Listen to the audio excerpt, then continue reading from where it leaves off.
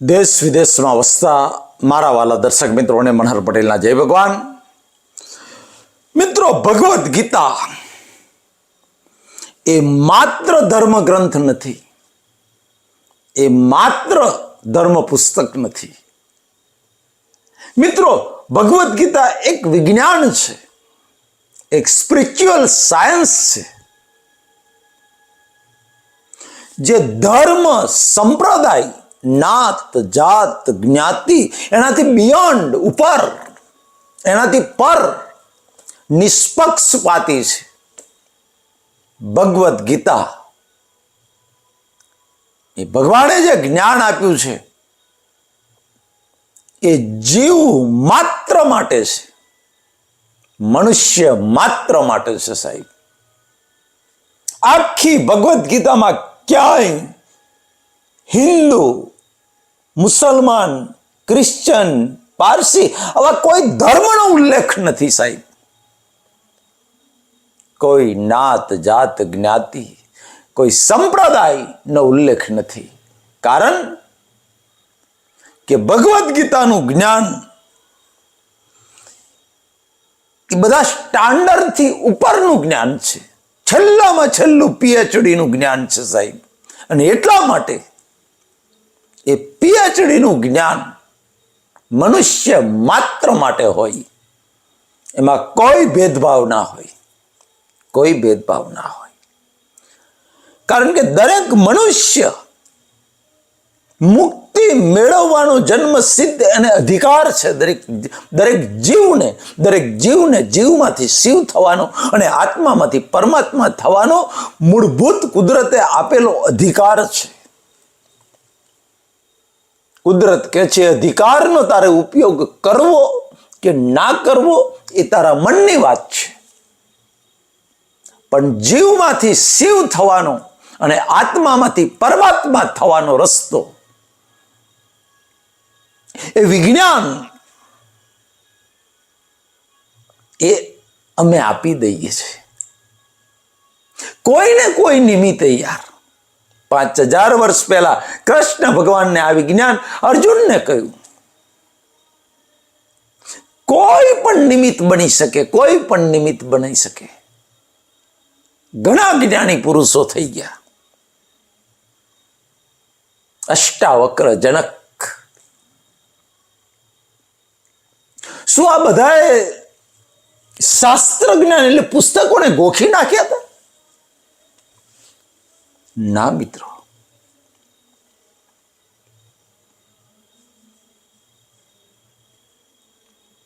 માત્ર ગોખવાથી, માત્ર મુખપાટ કરવાથી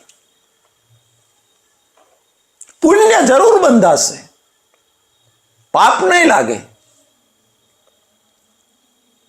પણ મુક્તિની આશા રાખવી નકામી છે. આપણે આત્મામાં નથી ફસાયા, આપણે ફસાયા છીએ આ જગતમાં. આત્મા તો અનંત કાળથી શુદ્ધ છે, અત્યારે ચોખ્ખો વિકાર રહિત છે, અનંત કાળ સુધી વિકાર રહિત રહેશે.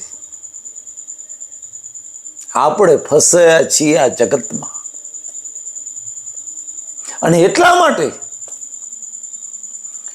આ જગતને જેમ છે એમ જાણવાનું છે. એના માટે મનુષ્ય અવતાર છે. આ જગત કેવી રીતે ચાલે છે એના સિદ્ધાંતો, કુદરતના કાનૂનો જગતને જેમ છે એમ જાણવાથી મુક્તિ છે, અને જગતને જેમ છે એનાથી ઊંધું જાણવાથી એનું નામ અજ્ઞાન, એનાથી બંધન છે. સિમ્પલ વાત છે, સરળ વાત છે. જુઓ, કુદરતના કાનૂન જુઓ, કુદરતના સિદ્ધાંતો જુઓ, કર્મનો સિદ્ધાંત જુઓ, પાપ પુણ્યનો સિદ્ધાંત જુઓ, જન્મ મૃત્યુનો સિદ્ધાંત જુઓ, જે ભગવદ્ ગીતાની અંદર ખુલ્લા કર્યા છે ભગવાને. એને આત્મસાત કરો એ દ્રષ્ટિને. મિત્રો, તો કશું નહીં, બધું કુદરતનું. જેનું છે એનું માનવામાં વાંધો શું છે આપણને? જે જગ્યાએ મેં જન્મ લીધો એ ઘરની ચોઈસ મારી નથી કે આ ઘરમાં જન્મ લેવો, એ મા બાપની ચોઈસ મારી નથી, કુદરતની ચોઈસ છે. કુદરતે નક્કી કર્યા એ મા બાપ, કુદરતે જ્યાં જન્મ આપ્યો એ ઘર, એ ભાઈ બહેન, એ કાકા કાકી, એ સંબંધીઓ, એ મામા મામી, બધા, એ જ પત્ની. એક બુંદમાંથી આવડું મોટું શરીર બનાવ્યું. એ કોણે બનાવ્યું? તો કે કુદરતે બનાવ્યું છે. એમાં મારો કોઈ એફર્ટ, કોઈ પુરુષાર્થ નથી, મારી કોઈ મહેનત નથી. એક વીર્યના બુંદમાંથી સાહેબ એક 50-60 કિલોનું શરીર બની જાય. એમાં મેં શું કર્યું? મારો શું એમાં મહેનત મેં શું કરી? બટ નેચરલ છે, કુદરતી છે. કુદરતી માના ગર્ભની અંદર 9 મહિનાનું બાળક તૈયાર થાય, એમાં આપણો કોઈ એફર્ટ નથી, આપણી કોઈ મહેનત નથી. કુદરતનું છે સાહેબ. પૃથ્વી, પાણી, અગ્નિ, વાયુ, આકાશ, એ 5 મહાભૂતો થી આ પૂતળું તૈયાર થયું. એ 5 મહાભૂતો એ પણ કુદરતના, આપણી માલિકીના નથી. એ 5 મહાભૂતોથી જે પૂતળું તૈયાર થયું એ રો મટીરિયલ કુદરતનું છે. ગમે એવો ખોરાક ખાઈએ આપણે, ગમે એવો ખોરાક, તમે પીઝા ખાઓ, બર્ગર ખાઓ, પાણીપુરી ખાઓ, રોટલો શાક ખાઓ, દાળ ભાત શાક ખાઓ, તો એમાંથી લોહી બને, માંસ બને, હાડકા બને. આ બધું કુદરતી રચનાથી ચાલે છે, કુદરતી રચનાથી. નેચરલ પ્રોસેસ, જેમાં મારો તમારો કોઈ પુરુષાર્થ નથી, કોઈ એફર્ટ નથી સાહેબ. સમજી લો બરાબર. વિચાર કરો, મારી ચોઈસ કઈ ગાડી? આટલું મોટું શરીર તૈયાર કર્યું કુદરતે. એ શરીરને ચાલુ રાખવા માટે, એ શરીરને જીવતું રાખવા માટે જે શ્વાસોશ્વાસ આપણે લઈએ છીએ, એ ઓક્સિજન પણ કુદરતનો છે, કુદરતનો ઓક્સિજન છે. એ આપણું મેન્યુફેક્ચરિંગ નથી. ઓક્સિજન આપણે નથી બનાવ્યું, એ કુદરતનું છે.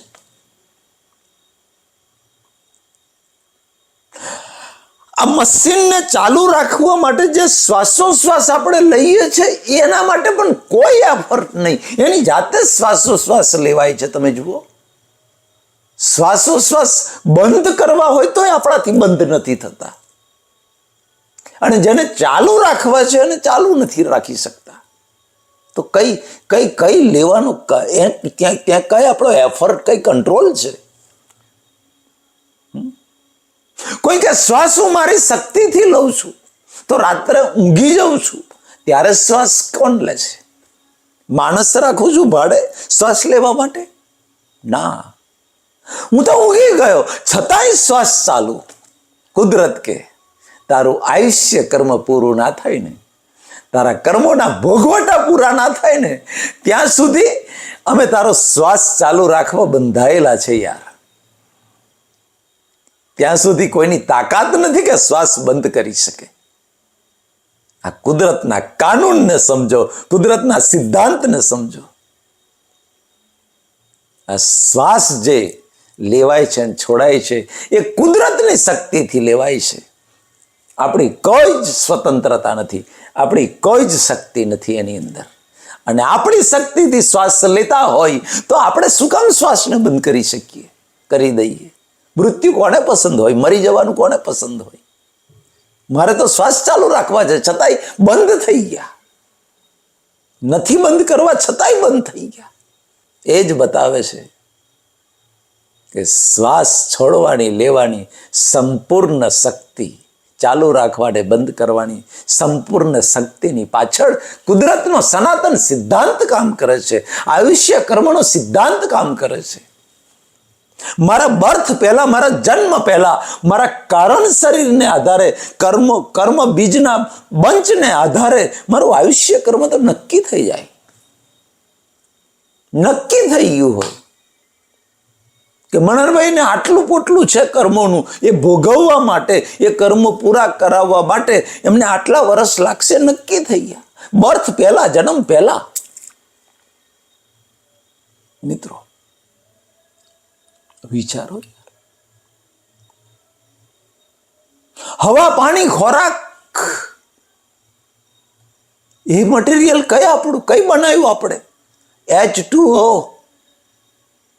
કઈથી આયા? એ નેચર, કુદરતના. પાણી કુદરતનું, ખોરાક કુદરતનો. એક દાણામાંથી ખેડૂત એક દાણો નાખી આવે સાહેબ, એકમાંથી 1000 દાણા થાય. કુદરતી નેચર કરે છે એકમાંથી 1000 દાણા. નેચરલ પ્રોસેસ છે, સમજો આખું જીવન નેચરલ પ્રોસેસ છે. આ નેચરલ પ્રોસેસને મારી પ્રોસેસ માનવી, એનું નામ અજ્ઞાન. એક સંજોગ મને એવો બતાવો કે જ્યાં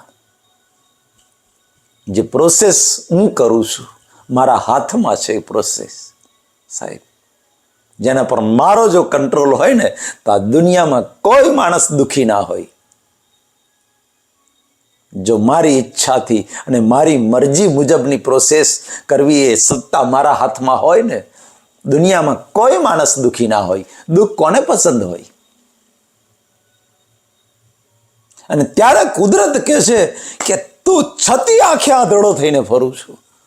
આટલું બધું દીવા જેવું તને દેખાય છે કે જ્યાં તારો અંશ નથી, તારો અંશ એફર્ટ નથી, તારો પુરુષાર્થ નથી, તારી મહેનત નથી.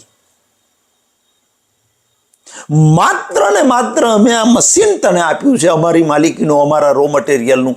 એ કર્મના ફળો બંચ જે લઈને આવ્યો છું, એ ફળો ભોગવવા માટે આ ઇન્સ્ટ્રુમેન્ટ, મશીન આપ્યું છે. અને એનું બધું રો મટીરિયલ અમારું છે, છતાંય તું એમ માંડી બેઠો કે મારું શરીર. એ જ મોટામાં મોટું અજ્ઞાન, માલિકીપણું, જેમાં એક અંશ મારો નથી. જે રો મટીરિયલનો એક અંશ, એક પરમાણુ, એક એટમ પણ મેં નથી બનાવ્યો, મારો નથી. છતાંય હું એમ માનું આ મારું શરીર છે. કર્મ બીજ પ્રમાણે સુખ દુઃખના સંજોગો એ પણ કુદરત કહે છે કે અમારા કાનૂનથી તારી સામે આવે છે. એનો ટાઈમિંગ કાળ અમે નક્કી કરીએ છીએ, એની સ્પેસ અમે નક્કી કરીએ, એનું સ્થળ, ક્ષેત્ર અમે નક્કી કરીએ છીએ. અમારા લો પ્રમાણે, અમારા કાનૂન પ્રમાણે નક્કી થાય છે. અને એટલે જ તારે એક્સિડન્ટ નથી કરવો, છતાંય હાઈવે પર એક્સિડન્ટ થઈ જાય છે અને પગ ભાગી જાય છે. કોઈ માણસ ઘેરથી એવું નક્કી કરીને ના નીકળે કે આજે તો હાઈવે ઉપર એક્સિડન્ટ કરી દેવો છે, હાડન જેમ થાય એમ. એવું નક્કી કરીને કોઈ ના નીકળે સાહેબ, મરવું છે. દરેક ડ્રાઈવર એવું જ વિચારે, ગાડીવાળો, ગાડીનો માલિક, મારી ગાડી સેફ રહે, મને એક્સિડન્ટ ના થાય. છતાંય એક્સિડન્ટ થઈ જાય છે. કુદરત કે એ પ્રૂફ કરે છે સંજોગો પર તારો કંટ્રોલ નથી. જન્મથી મોત સુધીના તમામે તમામ સંજોગો ઉપર કુદરત કે અમારા કાનૂનનો કંટ્રોલ છે, અમારા કાનૂનનો કંટ્રોલ છે. આપણે ખાલી માણી બેસીએ છીએ કે જ્યારે આપણા પુણ્યનો ઉદય હોય ને, પુણ્યના ઉદય પ્રમાણેની આપણી અપેક્ષાઓ, આપણી ઈચ્છાઓ જ્યારે પુણ્યના ઉદયથી એ કુદરત પૂરી, કુદરત કે તારું પુણ્ય છે એટલે તારા મનગમતા સંજોગ અમારે સપ્લાય કરવા પડે. તારું પુણ્ય છે પણ અમે સપ્લાય કરીએ છીએ પુણ્યના સંજોગ પણ. ત્યાં તો માની બેસું છું મારી બુદ્ધિથી થયું, આ તો હું કરું છું, હું કરું એ જ અજ્ઞાનતા, સકટનો ભાર જેમ શ્વાનતા. ને નરસિંહ મહેતા બોલ્યા, હું વારંવાર કહું છું, કુદરત કે ભાઈ તને ગમતા સંજોગો મળે છે ને, એ અમે ભેગા કરીએ છીએ, તારા પુણ્યનો ઉદય છે એટલે. અને એ જ રીતે તારા પાપનો ઉદય હોય ત્યારે ના ગમતા સંજોગો પણ અમે જ ભેગા કરીએ છીએ, અમારા કાનૂનથી ભેગા થાય છે. જન્મથી મોત સુધીના એક પણ સંજોગ ઉપર તારો કંટ્રોલ નથી, એક પણ સંજોગ પર તારો કંટ્રોલ નથી. તારા પાપ પુણ્યના હિસાબે, તારા કર્મોના હિસાબે એનો જે કાળ નક્કી થયો છે, સમય, એ સમય પ્રમાણે સંજોગો, એવિડન્સ અમે પ્રોવાઈડ કરીએ છીએ. એટલે ગીતામાં કદાચ કહેવું પડ્યું, ભગવાને 13મા અધ્યાયમાં આવશે આગળ, હે અર્જુન, કર્મ સંજોગના આ 5 કારણ છે, છતાં પણ અજ્ઞાની મૂઢ માણસ તો એમ માને છે કે હું કરું છું. આવું ગીતામાં 13મા અધ્યાયમાં કહેવું પડ્યું. અજ્ઞાની અને મૂઢ માણસ તો એમ માને છે કે હું કરું છું. એને 5 સંજોગો છે, 5 એવિડન્સ છે. એ 5 એવિડન્સ ભેગા થાય ત્યારે કર્મ સિદ્ધ થાય. પણ અજ્ઞાની અને મૂઢ માણસ અર્જુન એમ માને છે કે આ બધું તો હું કરું છું. આ જ અજ્ઞાન છે. આટલું જ અજ્ઞાન છે. કોઈ વેદ બનવાના નથી, કોઈ વેદ નથી બનવાના. આટલું સરળ છે, સુગમ છે સાહેબ. લોકો એને અઘરું કરી દીધું, અઘરું કરી દીધું. અર્જુનની દ્રષ્ટિ જ માત્ર ફેરવેલી. આટલું જ એને કહેલું કે જે કુદરતી સંજોગોથી થાય છે એને કુદરતી સંજોગોને કુદરતી સંજોગો તરીકે જોતા શીખી જાતું. બસ એમાં તારો ગર્વરસ, કરતાપણાનો અહંકાર ના લઈશ. બસ સારા સંજોગ આવે તોય કુદરતી સંજોગ, ખરાબ સંજોગ આવે તોય કુદરતી સંજોગ. આ દુનિયા એક કુદરતી સંજોગ છે, નેચરલ એવિડન્સ છે. કુદરતી સંજોગ ને કુદરતી સંજોગ જોતા શીખી જઈશ ને ત્યારે તારો કરતાપણાનો અહંકાર નીકળી જશે. કુદરતી સંજોગને કુદરતી સંજોગ તરીકે જોવાથી સાહેબ, જગતને જેમ છે એમ જોવાથી, જગતને જેમ છે જેમ તેમ જોવું, એનું નામ જ્ઞાન દ્રષ્ટિ. અને જ્ઞાન દ્રષ્ટિથી મુક્તિ છે. અને જગતને અવળી દ્રષ્ટિથી જોવું એનું નામ અજ્ઞાન, અજ્ઞાનથી બંધન છે. કુદરતી સંજોગને કુદરતી સંજોગ તરીકે જોઈશ તો તારો કરતાપણાનો અહંકાર નીકળી જશે.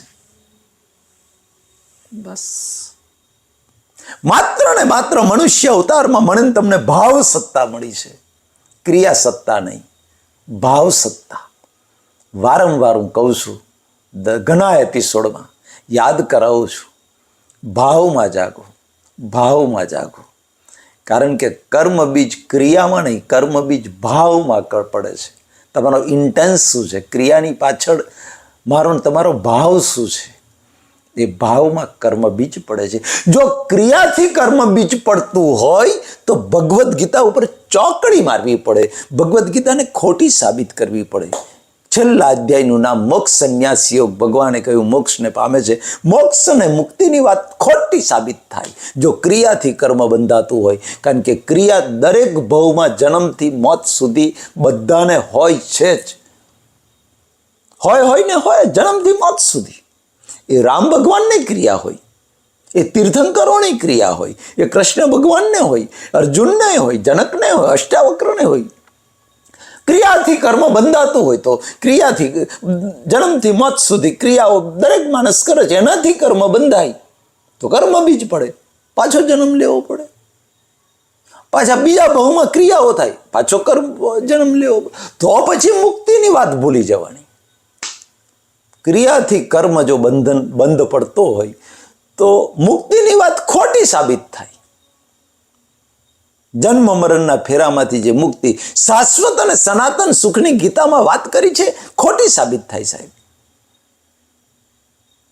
ખાસ યાદ રાખો, જન્મથી મોત સુધી જે ક્રિયાઓ થાય છે એ ક્રિયાઓની પાછળ મારો ને તમારો ઇન્ટેન્સ શું છે, મારો ને તમારો ભાવ શું છે, એ ભાવની વેલ્યુ છે. ભાવની વેલ્યુ. કુદરત કે અમારી નજરમાં ભાવની વેલ્યુ છે. ભાવ બગડ્યો તો ભવ બગડ્યો, અને ભાવ સુધર્યો તો ભવ સુધર્યો.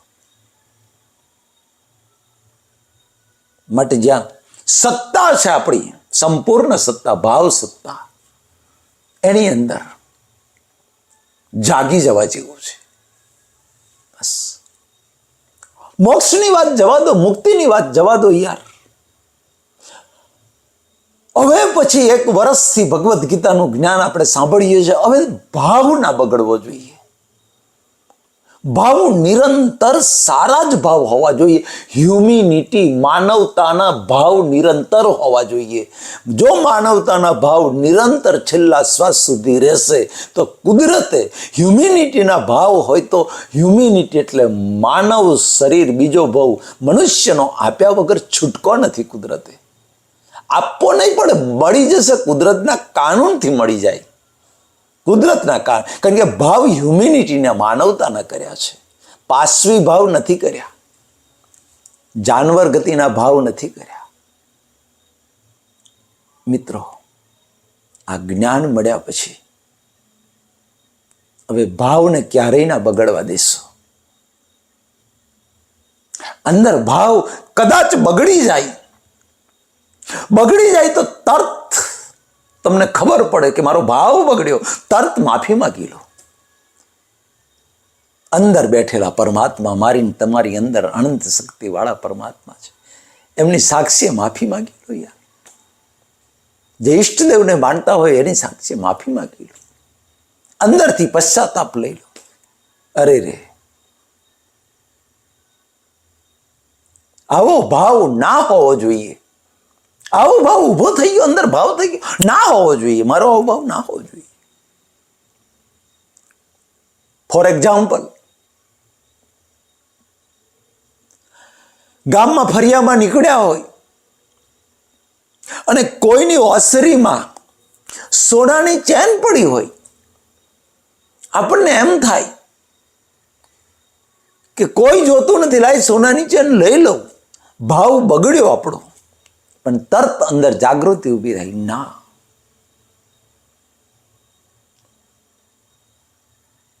એનો માલિક છે કોઈ, એ બીજાનું છે. પર ધન, પર સ્ત્રી અને પર પુરુષ એ સાક્ષાત નરકનું કારણ છે સાહેબ. તો એ જે છે તરત ભાવને ફેરવી નખાય. અરે રે, મારાથી આવો ભાવ થાય, મારાથી આવો ભાવ ના થાય. હે પરમાત્મા, તરત ના હોવો, જે ફિલિંગ થયું કે આવો ભાવ ના હોવો જોઈએ, ઉડી ગયો ભાવ, એ બીજ નહીં પડે. જાઓ, 1,00,000% આવું ફિલિંગ થયું, નીકળી જાઓ. અથવા તો એ ચેન જે પડી છે એ લઈને જેની છે એને શોધીને આપી દો. હા, પછી એનો કોઈ માલિક ના મળે,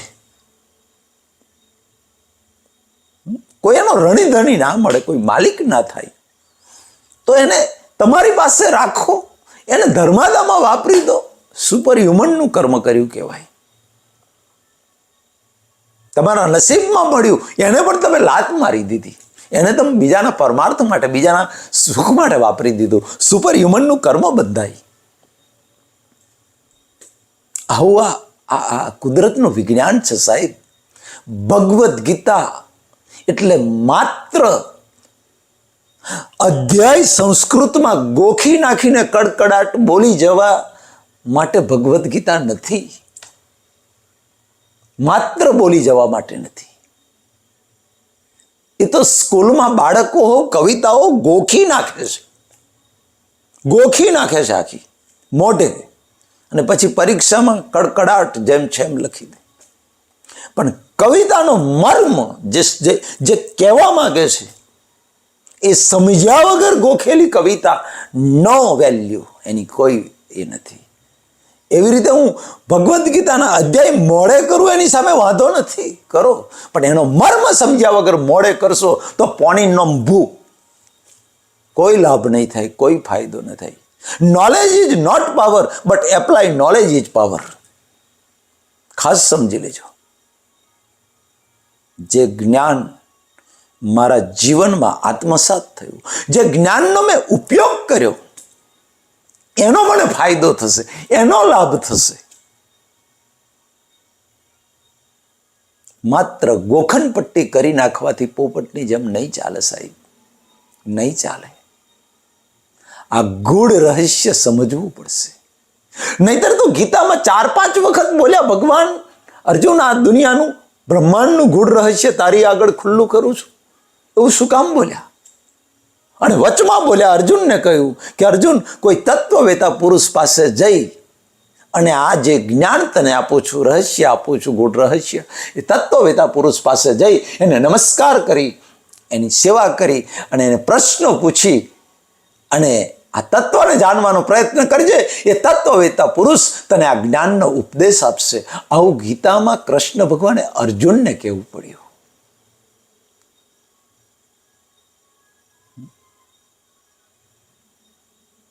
અને છેલ્લે ગીતા પૂરી કરી ત્યારે વાત કરી, યાર આ ગૂઢ રહસ્યને જે મનુષ્ય શ્રવણ કરશે, સાંભળશે, એ મૃત્યુ પછી ઉત્તમ કર્મો કરનારાની ગતિને પામશે, એમાં સહેજ પણ શંકા નથી. આવું ગીતા પૂરી કરતી વખતે બોલવું પડ્યું ભગવાને. ગૂઢ રહસ્યને, આ જ્ઞાનને આપણી વચ્ચે સંવાદ થયો છે, એ સાંભળશે કોઈ. સાંભળશે એટલે ખાલી એમનું એમ નહીં, આખું કડકડાટ અધ્યાય વાંચી જવા, વાંચી નાખવા આખા, એ માત્ર ક્રિયા થઈ. પણ જ્ઞાન જે છે સાહેબ, એની અંદર જે ઠાંસીને જ્ઞાન ભરેલું છે, કુદરતના સનાતન સિદ્ધાંતો છે, કુદરતનું વિજ્ઞાન છે, એ સમજણમાં આવશે તો આ જગત જેમ છે એમ દેખાશે. કારણ કે આપણે જગતમાં ફસાયા છીએ અને જગતથી છૂટવું છે. અને જગતથી છૂટવા માટે આ જગતને સમજવું પડશે. આ જગતને, કુદરતના સિદ્ધાંતો, કુદરતના કાનૂનોને જ્યાં સુધી સમજણમાં નહીં આવે, નહીં સમજીએ, ત્યાં સુધી ધર્મનો રસ્તો તો છે જ, પાપ પુણ્યનો રસ્તો. પુણ્ય કમાવાનું, વાપરવાનું, બેલેન્સ પૂરું થઈ જાય, પાછું કમાવાનું, પછી વાપરવાનું, એ તો રસ્તો છે જ, એની ના નથી. પણ મુક્તિની આશા એ તો આ વિજ્ઞાન સમજ્યા વગર આશા રાખવી નકામી છે. એટલે 7મા અધ્યાયનું નામ આપ્યું જ્ઞાન વિજ્ઞાન યોગ. અર્જુન, હવે તને વિજ્ઞાન સાથેનું જ્ઞાન કહું છું કે જેને પ્રત્યક્ષ અનુભવી શકાય, અનુભવમાં આવી શકે એવું જ્ઞાન તને કહું છું. યાર ભગવાન બોલ્યા અનુભવમાં આવે એવું. આ જ્ઞાન, ભગવદ્ ગીતાનું જ્ઞાન એ અનુભવમાં લાવવા માટે છે, નહીં કે કડકડાટ ગોખી નાખવા માટે. એ તો આખી જિંદગી ગોખીને બોલી જઈશું, એનાથી અંદર કોઈ ફેર નહીં પડે. જે વાત કરીએ છીએ આદિ વ્યાધિ ઉપાધિમાં સમાધિનો જે અનુભવ થવો જોઈએ, એ ક્યારેય નહીં થાય, ક્યારેય નહીં થાય. અંદરના તત્વને સમજ્યા વગર, વિજ્ઞાન સહિતના જ્ઞાનને જો સમજી લઈશું ને, તો ભગવાન કે પછી એ અનુભવમાં આવશે, પ્રત્યક્ષ અનુભવમાં આવે એવું. આવું મિત્રો, ભગવદ્ ગીતાનું જ્ઞાન એ આ બ્રહ્માંડના મનુષ્ય માત્ર માટે છે, દુનિયાના નહીં, બ્રહ્માંડના મનુષ્ય માત્ર માટે છે. કારણ કે આ કુદરતનું વિજ્ઞાન છે, આ સ્પિરિચ્યુઅલ આધ્યાત્મિક વિજ્ઞાન છે, જે અનંતકાળથી હતું, છે, અનંત કાળ સુધી રહેશે, જેનો કોઈ ક્રિએટર નથી, કોઈ ઓપરેટર નથી, કોઈ ડિસ્ટ્રોયર નથી, જેનો કોઈ ઓનર નથી, એવું આ કુદરતનું જ્ઞાન. કૃષ્ણ ભગવાન નથી બોલ્યા કે આ જ્ઞાન મારું છે. ગીતામાં ક્યાંય નથી બોલ્યા કે આ જ્ઞાન અર્જુન મારું છે. આ તો પુરાતન યોગ જે હતો, અનંતકાળથી જે ચાલ્યો આવે છે, એ જ જ્ઞાન તારી આગળ પછી ખુલ્લું કરું છું. અષ્ટાવક્ર નથી બોલ્યા આ જ્ઞાન મારું છે, રામ ભગવાન નથી બોલ્યા આ જ્ઞાન મારું છે, અને તીર્થંકરો નથી બોલ્યા કે આ જ્ઞાન અમારું છે. સાહેબ, આ જ્ઞાન કુદરતનું છે, આ જ્ઞાન નેચરનું છે, હતું, છે ને રહેશે. એનો કોઈ ઓનર ના હોય, કોઈ ઓનર ના હોય. આ જ્ઞાન જેટલા જ્ઞાની પુરુષો થયા, એમને પ્રેઝન્ટ કર્યું આ દુનિયામાં. પ્રેઝન્ટ કરવાની મેથડ જુદી હોય. જે મેથડનો ઉપયોગ મહાવીર સ્વામીએ કર્યો, એ મેથડ રામ ભગવાન ના કરે. અને એ જ મેથડ કૃષ્ણ ભગવાને અર્જુનને એ જ મેથડનો ઉપયોગ ના કરે. દરેકની મેથડ અલગ હોય, ભાષા અલગ હોય, શબ્દો અલગ હોય, પણ વિજ્ઞાન તો એક જ હોય, તત્વ તો એક જ હોય, સિદ્ધાંતો એક જ હોય. જે કુદરતના સિદ્ધાંતો છે એ જ્ઞાન તો એક જ હોય. જ્ઞાનનું એક્સપ્લેશન, એની રજૂઆત જુદી જુદી હોઈ શકે. અષ્ટાવક્ર જનક રાજાને પોતાની રીતે સમજાવે, એમની ભાષામાં સમજાવે. 5000 વર્ષ પહેલા સંસ્કૃત ભાષા ચાલતી હતી, એટલે સંસ્કૃત ભાષામાં વ્યવહારની ભાષા જેમ આપણી ગુજરાતી છે એમ તે વખતે સંસ્કૃત ચાલતી હતી, એટલે સંસ્કૃત ભાષામાં આખું સમજાવી દીધું. ભગવદ્ ગીતા કહી નાખ્યા. જે 5000 વર્ષ પછી અત્યારે સંસ્કૃત મને તમને નથી, અત્યારે આપણી ભાષા જે છે ગુજરાતી ભાષા છે. તો ભગવદ્ ગીતાનું જ્ઞાન જે ભાષામાં હું સમજી શકું, જે ભાષામાં જ્ઞાન મારામાં આત્મસાત થઈ શકે, એ ભાષામાં કહેવાવું જોઈએ. અને એ ભાષામાં પણ એના દ્રષ્ટાંતો અલગ હોય, એનું પ્રેઝન્ટેશન અલગ હોય, એનું રજૂઆત જુદી હોય, બધાની અલગ અલગ હોય. આજે મનહરભાઈના નિમિત્તે એક વર્ષથી આ જ્ઞાન નીકળી રહ્યું છે, તો તમે જોશો કે રજૂઆત જુદી છે, શબ્દો જુદા છે, પણ જ્ઞાન તો એક જ છે. એ તો સાહેબ હું છાતી ઠોકીને કહું કે અષ્ટાવક્રએ જે જ્ઞાન જનકને આપ્યું એ જ જ્ઞાન નીકળે છે. કુરુક્ષેત્રના મેદાનમાં કૃષ્ણ ભગવાને અર્જુનને આપ્યું એ જ જ્ઞાન નીકળે છે. એ તો હું છાતી ઠોકીને કહીશ કે એ જ જ્ઞાન છે. માત્ર ભાષા, દ્રષ્ટાંતો, રજૂઆત જુદી છે. ગામઠી ભાષા, ગામઠી દ્રષ્ટાંતો, સરળ ભાષાથી આ નીકળી રહ્યું છે. જ્ઞાન ક્યારેય જ્ઞાન અજોડ હોય સાહેબ. શાશ્વત સનાતન જ્ઞાન ક્યારેય બે પ્રકારનું ના હોય. કુદરતનું જ્ઞાન જે વિજ્ઞાન છે એ એક જ હોય. ખાસ સમજી લેજો મિત્રો.